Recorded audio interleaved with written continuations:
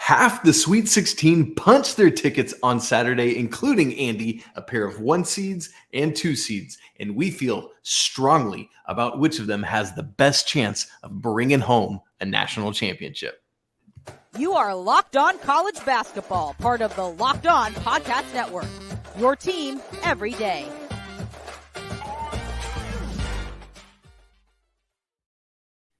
What's up? Welcome into the Locked On College Basketball Podcast, 5 times per week national college basketball show, part of the Locked On Podcast Network. We are your hosts. He's Andy Patton. I'm Isaac Shade, and we want to thank you for joining us on what's probably a Sunday morning for you. Maybe you're eating brunch and sipping a mimosa. This first weekend of the tournament is sadly almost coming to an end. Only 8 more games. Andy, we got to soak it up. All kicks off at 12:10 Eastern. Coming up on the show, 8 teams advanced to the Sweet 16 on Saturday, including the 4th ever 15 seed. We will get to each and every one of these, starting at the very top with some 1 and 2 seeds. So Andy, between Houston and Alabama, listen, the first 2 1 seeds to play for a chance to go to the Sweet 16 just crapped the bed. Yeah. Thankfully, Houston and Alabama did not, as well as Texas and UCLA, 2 seeds who also advanced. Houston crushed Auburn in the second half, a 27-point swing. My goodness.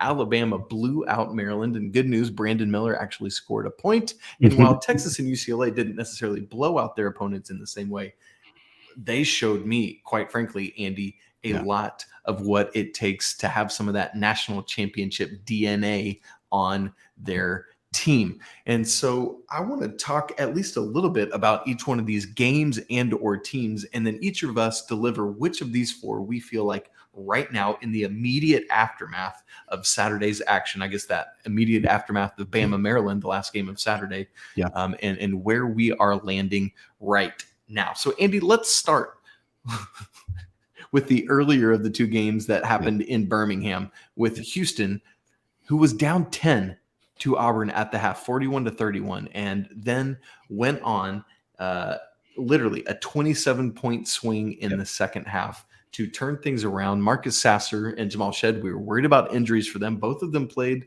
30 or more minutes. Both of them had, I thought, strong stat lines to help this team. What did you see from each of those guys that has you feeling comfortable and hopeful going forward? Yeah, what a slate of games for starters on Saturday. So many fun games for us to watch. It was so good. Yeah, and I think like these 4 teams, Houston, Alabama, UCLA, Texas, I wish it could be the Final 4. It can't. It can't quite.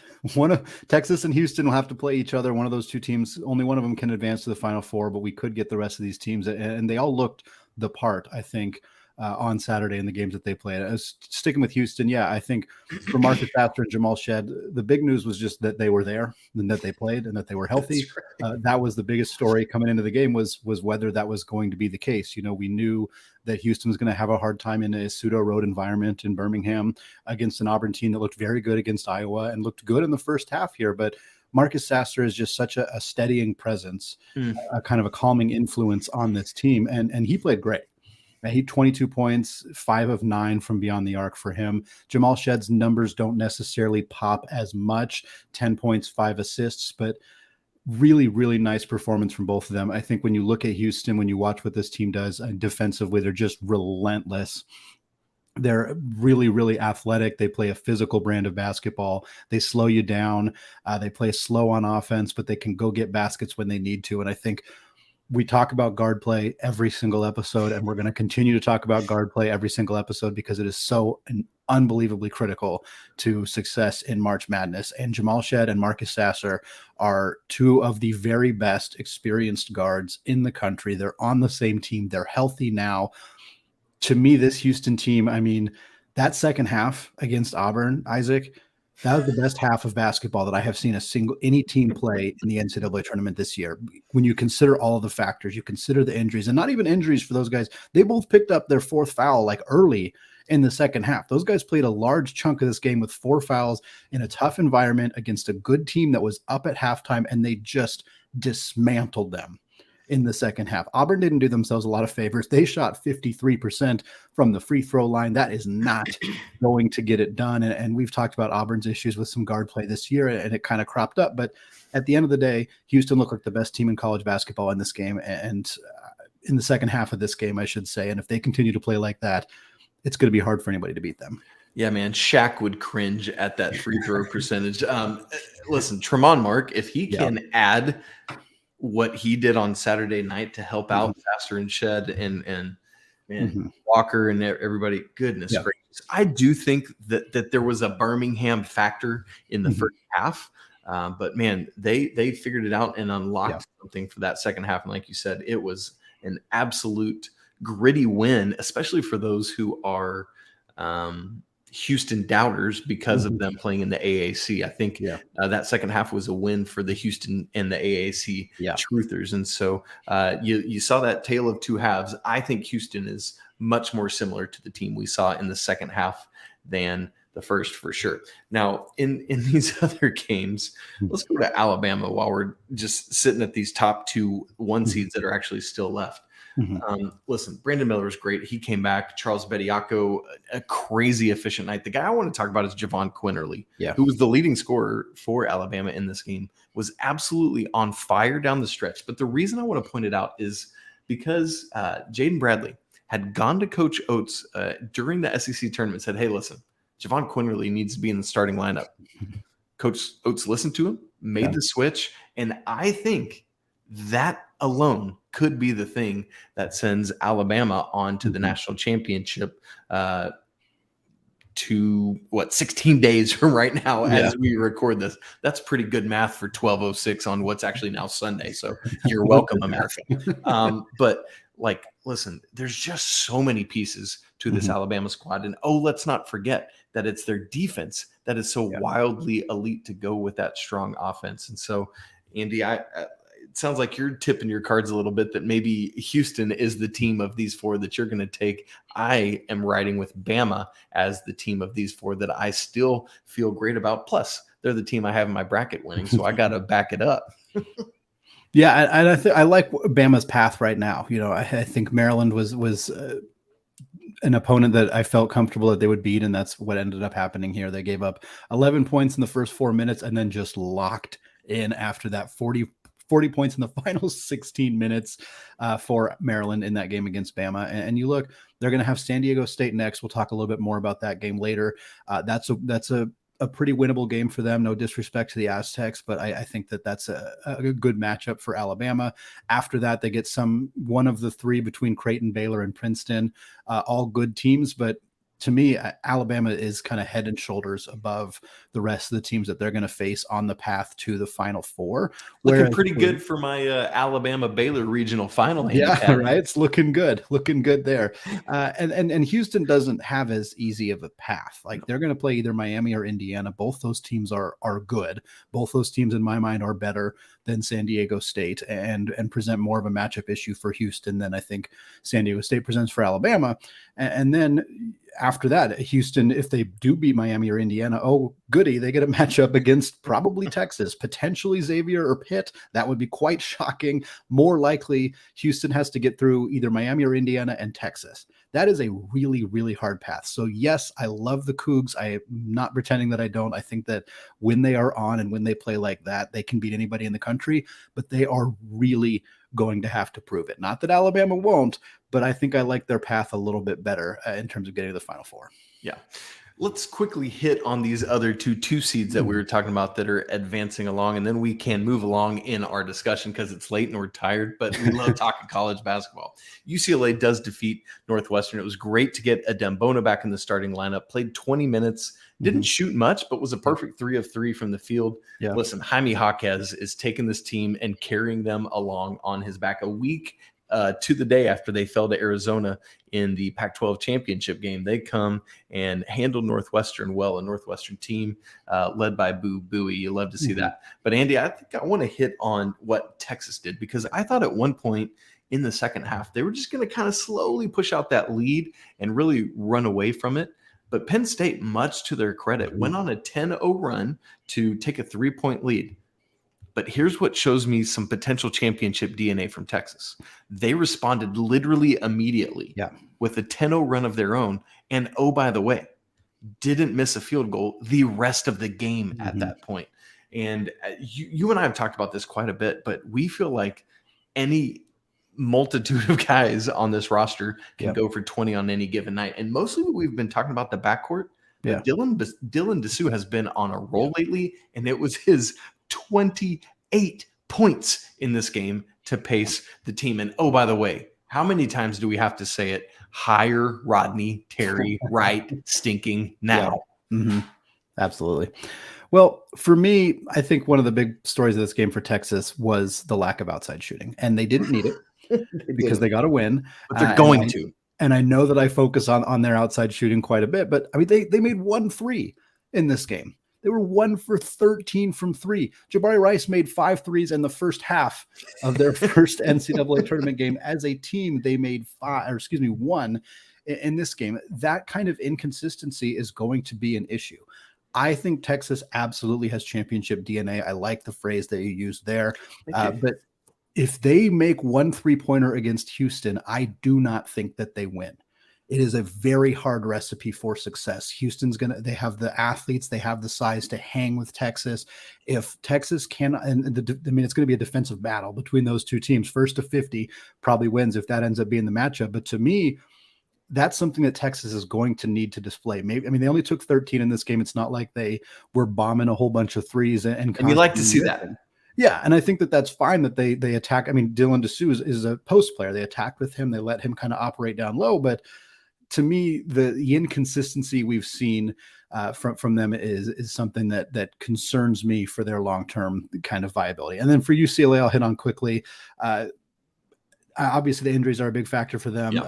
David Singleton turned his ankle at the end of the game. It looked horrendous on film. It looked so bad. The reports we're hearing, again, we're recording this shortly after that game ended, but the reports we're hearing are that he is going to be okay.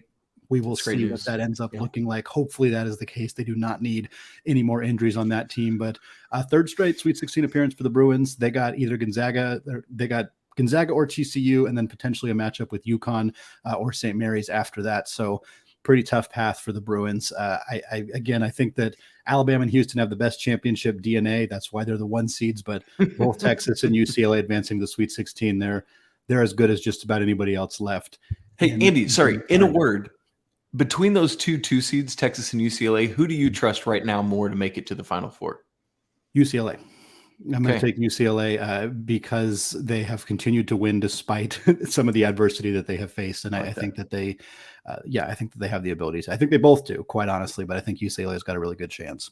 I love it. I want Texas. So we're divided on the 1s. We're divided on the 2s. Can't wait to see who's right. Isaac, 2 of the game's biggest, bluest blue bloods were eliminated on Saturday in Duke and Kansas. Meanwhile, the Tigers, not the Auburn Tigers, mind you, not the Missouri Tigers, the Princeton Tigers are going to the Sweet 16. What? Let's discuss all of that. But first, today's episode of Locked On College Basketball is brought to you by Built Bar. The Built Bar March Madness bracket is here. We know you have a favorite bar or puff, and now's your time to make it count. Go to BuiltMarchMadness.com to vote for your favorites. You know I'll be voting for the Churro Bar, and if you want your favorite team to win, then you'll be voting for that bar too. Support your team, support your bar or puff. And when you vote for your favorite bar or puff, you will be entered into a drawing where 50 lucky Locked On listeners will get a free box of Built. Not only that, but one Locked On fan will get a 12-month subscription to Built to have Built's best bars or puffs delivered monthly straight to your door. You got to try Built, the best protein bar ever. Seriously, they are so amazing. You will not think they're good for you. What makes them so good? Well, for starters, they're high in protein, they're low in sugar, and they're covered in 100% real chocolate. That's right, real chocolate. So head over to BuiltMarchMadness.com right now to vote for your favorite bar or puff and pick up a box while you're there. You can vote every day in March, so hop in and support your pick. Built Bar, a proud sponsor of the Locked On Network. All right, Isaac, a handful of other results that we wanted to discuss from Saturday evening. The first one, I think it was the second game of the day. I was going to say it's the opener, but no, San Diego State was the opener, the second game of the day. Number 4 seed Tennessee, number 5 seed Duke. And I feel like this was a shocking result. Shocking maybe is an extreme word, but it was an unexpected result, despite the fact that Tennessee was the higher seed. It was a 4 seed versus a 5 seed. I don't think any result out of those two matchups should necessarily be surprising, but man, talk about teams kind of converging in totally different places. Duke came into this tournament with an immense amount of momentum. They were healthy. They rolled through the ACC. They were a very trendy pick for the Elite Eight for the Final Four. Yours truly included in that conversation. Same.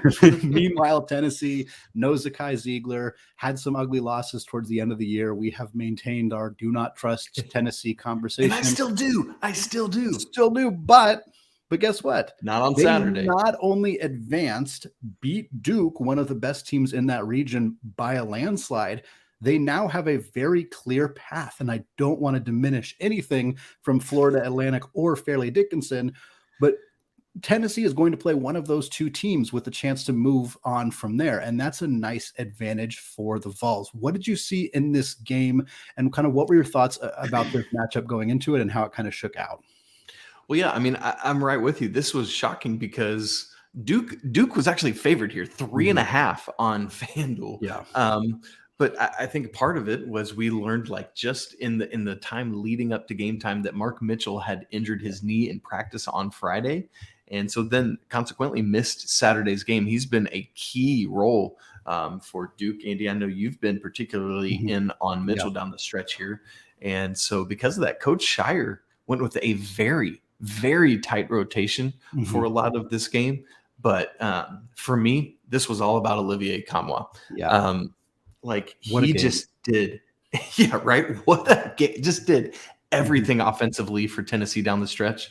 And listen, the reason we talk about we don't trust Tennessee isn't because they can't do things. It's that there will be times when you'll have this type of performance from Kamwa, and then there will be times when they just can't hit the broadside of a barn. They can't hit the ocean standing on the beach. But man, like that putback dunk he had to punctuate the game and kind of close out the scoring was really, really impressive. 27-5 in this game on 10 of 12 shooting. I mean, that's just absolutely ridiculous. He had 13 straight of Tennessee's points at one moment. And so I know it's weird because of the seed lines, but this is maybe the most shocking result of Saturday. Not Princeton winning, not any of the other upsets, not Kansas losing. This to me was the most shocking result. What about you, Andy? What did you see in this game? Yeah, I think we saw that Tennessee's defense is as elite as we kind of knew that it was, and they found a really good strategy for being able to shut down Duke in ways that many other teams have tried and failed to do.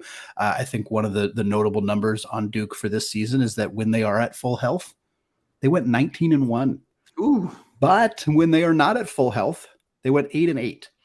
So is that an excuse that John Shire is going to use? Absolutely not. Should it be? No, probably not. But it is a factor that this team, when healthy, was clearly very, very good. And they just didn't have that health throughout the season. So shout out to Tennessee. I think this is a nice win for them. I'm still apprehensive about kind of their path necessarily. Again, I think they get to the Elite Eight, then they're going to play some combination of either Marquette or Kansas State or Kentucky or Michigan State. Still a lot to be kind of determined there. This is, of course, assuming Tennessee advances past either Florida Atlantic or Fairleigh Dickinson, which I'm not going to assume, not because of a distrust of Tennessee necessarily, but more like we can't assume anything in this tournament this year. It has been as crazy as we've ever seen it. So I do want to talk about the other matchup here that you kind of alluded to, and it's shocking that we're this far into the show and talking about Kansas losing. There were so many crazy things that have happened in this 4-day stretch of time that this kind of got buried a little bit. But Eric Musselman taking his shirt off, celebrating after the game like he does. But this was a really nice win for the Razorbacks here. We talked. What was he doing? It's what he does, man. It's his thing. I know. Brady Chastain is mad somewhere. We kind of talked about Kansas potentially getting a bad draw in the West region, having UCLA, having Gonzaga, having UConn, all being teams that they might have to face. But doesn't even matter. And, I was high on Arkansas, even kind of with the rocky start to the season with the injury to Trevon Brazile and the kind of struggles to acclimate Nick Smith when he got healthy, which is still an issue for Arkansas, quite honestly. But I thought they might run through the SEC tournament and make a run there. They didn't do that. So then I was kind of out on them. And I told you, I texted you this. I wish that I had actually stuck with this, because I looked at this matchup and I thought, man, there is a real chance that Arkansas could pull an upset over Kansas. And I didn't end up picking it on the bracket, but I'm not shocked that this happened. To be honest, I'm really not. And Kansas is the team I picked to win the national championship. You would think that I would be shocked to see my national champion lose this early, but it felt like this was the kind of thing that could have happened to Kansas in this game. Arkansas, again, Nick Smith didn't do anything. They won this game without, Nick Smith was one of the worst players on the floor from a lot of the plus minus numbers. He did not have a productive game. But the rest of this team was so good. Ricky Council is just a machine. He was getting to the free throw line at the end of the game and just put this thing on ice for the Hogs. Really impressive win for them. They're back in the Sweet 16. They'll get a chance against, I believe, either UConn or St. Mary's. Both very, very good teams, both teams that are higher seeded than Arkansas, but man, I would not be surprised. And I know that any Gonzaga fans listening are like, oh, are you telling me that the Zags are going to have to potentially play UCLA and then Arkansas, two teams they've played in the tournament very recently? But it might be the situation, because this Hogs team is very good. Yes, indeed, they are. Can't believe Kansas bows out and without Bill Self on the sideline, by the way. And so, man, we just continue to think and hope the best for him in his recovery, which he'll have time to do more quickly now. I kind of hate to say that, but I mean, the humanity of it has to come in at times. Andy, I know we need to blow by these games a little bit, but San Diego State does what they're supposed to do against Furman on Saturday, blows them out 75-52. I do like saying what you said about how have we not talked about the Kansas losing yet? How have we not talked about Princeton winning yet? For just the fourth time in the history of the NCAA tournament since it expanded to 64 teams in 1985, a 15 seed is moving on to the Sweet 16 or further. Now, interestingly enough, Andy, not only have we had a 15 seed advance to the round of 32 each of the past three tournaments, we've now had a team, the 15 seed, advance to the Sweet 16 each of the last three tournaments, including St. Peter's making it on to the Elite Eight last year, the only 15 seed that's ever done that. And so, listen, here's the story. Kobe Brown has had a great year for Missouri. They have far exceeded any expectations in the first year of Coach Gates. Congratulations, Mizzou. You should be so proud of yourself. But Princeton dominated this game, Andy. They had a double-digit lead midway through the first half, and they never looked back, man.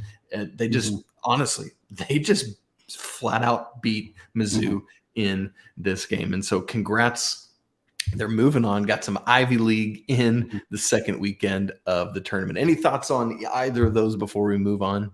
Just a shout out to Princeton. I think there's a larger conversation to be had, and we got a whole long off season coming our way in a few weeks that we can talk about this kind of stuff. But there's a larger conversation about the transfer portal and some of the ways that it might be allowing us to see more of these upsets, because I don't think it's a coincidence that two of the 1-16 upsets happened in the last 5 years, and that we're seeing this run of 15 seeds having success. It's not a coincidence.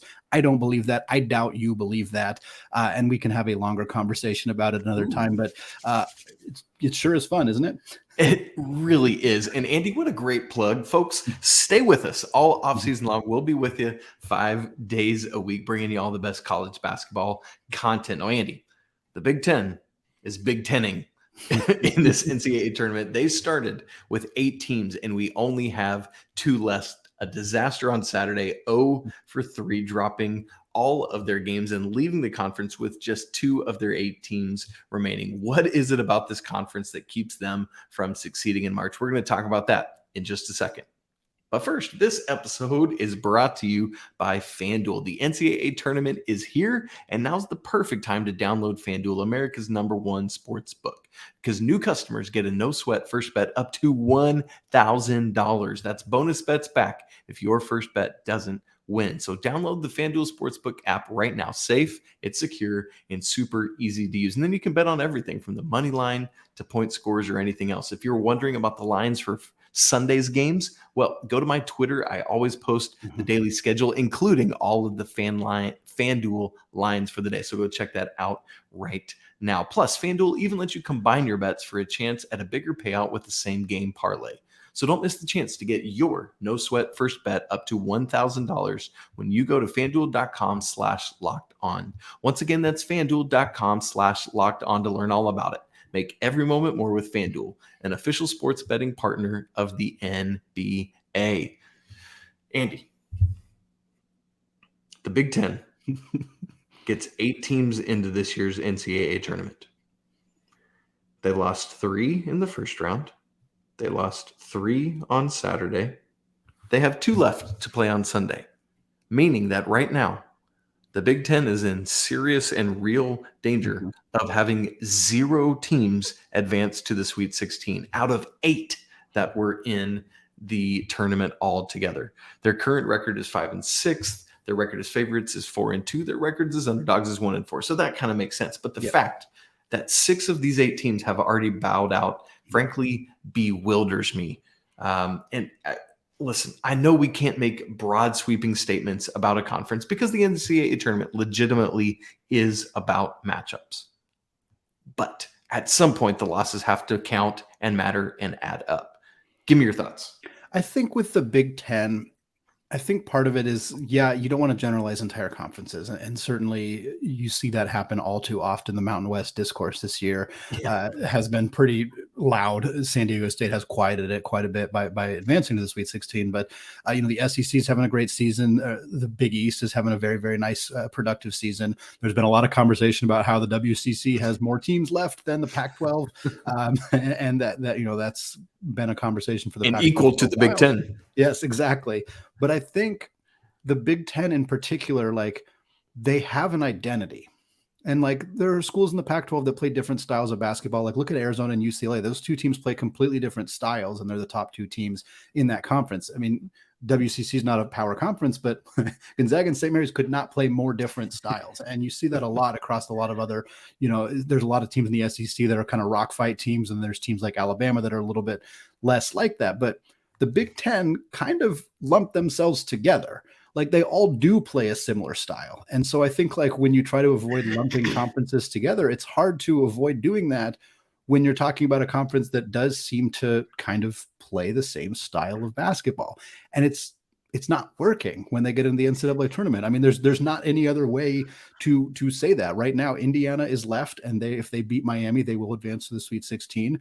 Michigan State is left. They have to beat Marquette. That is not going to be an easy game for Tom Izzo. I don't ever want to completely count Tom Izzo out, so I'm not going to say that there is 0 chance that they advance, because there absolutely is a chance that they advance. But that's a tough game for them. And quite frankly, Indiana, even as a higher seed, I think they have a really tough matchup against a really good Miami team that is healthy now, that has Omer back, that of course has that phenomenal backcourt with a lot of experience. So we could very easily be looking at a situation where the Big Ten put 8 teams into a 68-team field and did not bring a single one of them to the Sweet 16.